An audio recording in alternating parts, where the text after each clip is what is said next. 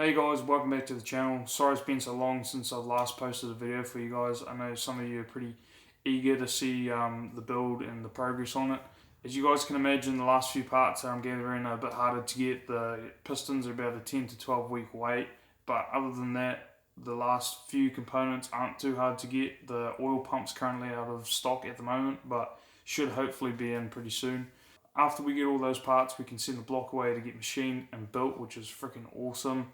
I have my head here next to me that's just been fully machined and put together as well, so we'll cover that. I'm sure some of you, if not all of you watching this video, are pretty interested to see how much this head's actually cost me. Keep in mind you guys can buy a stock head and slap it onto a turbo block, but I've just decided to go down this rabbit hole and fully build my head. So we'll dive into that. So here you guys can see the head. I've just got the cover painted as well. I was kind of aiming for the Mines RB26 covers and kind of ended up with my own colour. I'm pretty sure their covers are powder coated, hence why this one doesn't look exactly the same, and I'm thinking I might go down powder coated route because some of the paint's just starting to come off on the edges there, which is a bit of a pain, but pretty cool though. I'm pretty happy with the colours. You guys can kind of see how much of an amateur I am, but I put the sticker on before I twisted the cap on, and now my HK sticker reads crooked. So I'll take this cover off and show you guys what's inside. I don't really want to take this plastic wrap off because it's protecting it from getting any dust and that stuff in there, but you guys can kind of see got the cams in there. I've got new oil scruters for the head as well. My adjustable cam gears aren't on just yet, just because you need all the chain and that, so there's no point putting that on. If you guys are ever working on a head, definitely get these stands, because one, it stops you from damaging your head from which way you want to light, because you don't want to light on your finished surface. But these are pretty cool. But I don't know if you guys can see under there, you guys can see the oversized valves, which are pretty cool, and you might be able to see them in there. So pretty much everything in there is brand new. Like I said, even from the oil scruters down to the stem seals, everything is new. The only thing I couldn't get brand new are the rockers, so they're currently discontinued, which is a bit of a bummer. But other than that, everything's brand new. Everything got crack tested, everything, and the head was all good, so that's a bonus. But it's pretty cool seeing something I've just about had for 2 years finally come together. I'm definitely not saying it'll take any of you guys 2 years to build this. I've just been down a roller coaster on figuring out what I wanted to do. Like, I was doing some of the body on my car first, and then I decided to do the engine. Definitely I recommend figuring out what you want to do first, because I've been in two minds on, do I do the body, do I do the engine? And now my car's been sitting in the garage for about 6 months, where I could have been driving it while building this. So definitely something to think about when you are building one, because I miss driving that thing a lot. But pretty much it's pretty cool having this finally here and built, and another step closer.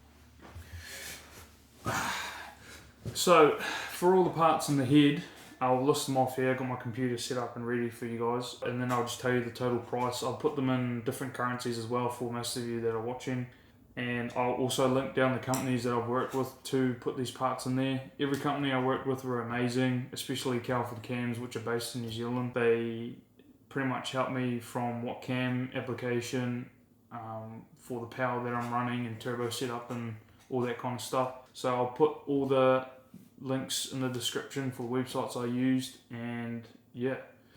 So to start off with, I got cams, valves, stem seals, seats, the oil runners I was talking about before, though you guys don't really have to, but I thought may as well. Timing chain kit, that's kind of block and head at the same time, but I thought I'd just put it in with the head. Adjustable cam gears, valve springs and retainers, valve locks, and the head itself. The most expensive thing that's going to set you back is the head. I bought mine 2 years ago now, I think, for $900, which is a steal, because most of them are probably just under $2,000 now, if you're lucky. There are two different types of heads as well. If you didn't watch my video on how to build the SR20vet, definitely go check that out. But there are two different types of heads. You've got the P11 and the P12 heads. Probably the easiest way to identify them is by the two different valve covers, which I'll put up here for you guys so you guys can see and figure those out. There are different parts for both of the heads for when doing this conversion, so make sure you figure that out first. The second most expensive part is probably going to be your machining if you're going down that route. Like I said, you can buy a stock head and put it onto a turbo block. Just maybe take it in and just make sure it gets crack tested and pressure tested, just to make sure the head's in good working order. The second most expensive bit, if you're not going down the machining route, is probably going to be your cams, which are for New Zealand dollars. This was $1,300, so just under 1.5k, which is pretty good. I guess you're buying billet parts that are machined. But the total that I've spent on this head is just shy of 7.5k for this head. That's including machine, all the parts, everything. For US dollars, that's just over 4.5 grand, and for Australian dollars, that's just under 7 grand.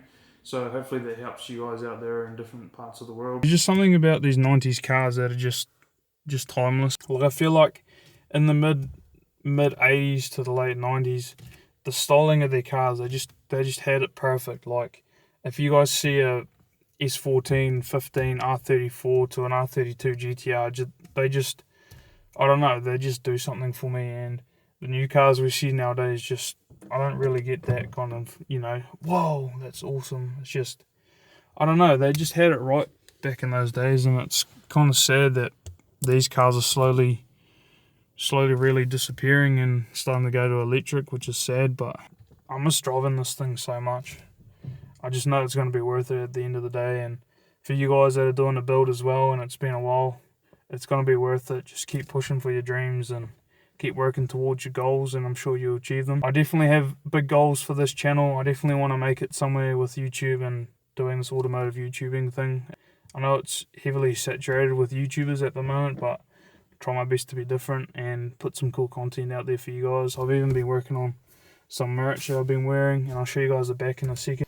Just wanted to thank you guys for watching and subscribing. You guys have been smashing the subscribe button, which is freaking awesome. I know I set a goal in the last couple of videos for 300 subscribers by the end of the year, but we're almost reaching that now, and I think the best goal to set for me now is to have 1,000 by the end of this year, and then just keep going up. So thank you to you guys who are subscribing and watching. I definitely want to take you guys along for the ride with my future builds, and this one I got some pretty crazy plans for this. So thanks for watching. I'll show you a back hit of my shirt in a sec, but I just wanted to thank you guys so much, and yeah, just hope we keep growing. So like I was saying, got the front, and then got the back hit with an RX-7 at the bottom, tailgate run. Still work in progress, so don't judge me. I'm still fine-tuning, and I have some other ones that I've been working on as well. But just thought I'd start anyways and see if some of you guys would be interested in maybe buying some of this stuff, but yeah. But anyways, thanks guys for watching. Hope this video helped some of you. Yeah, it'd be good to see you guys in the next one. So don't forget to like, subscribe, definitely help out the channel. And I just want to say thanks to all of you who have been doing all that. It's awesome, and feel free to leave me some feedback if you want to as well. Thanks again for watching, and I'll catch you guys in the next one.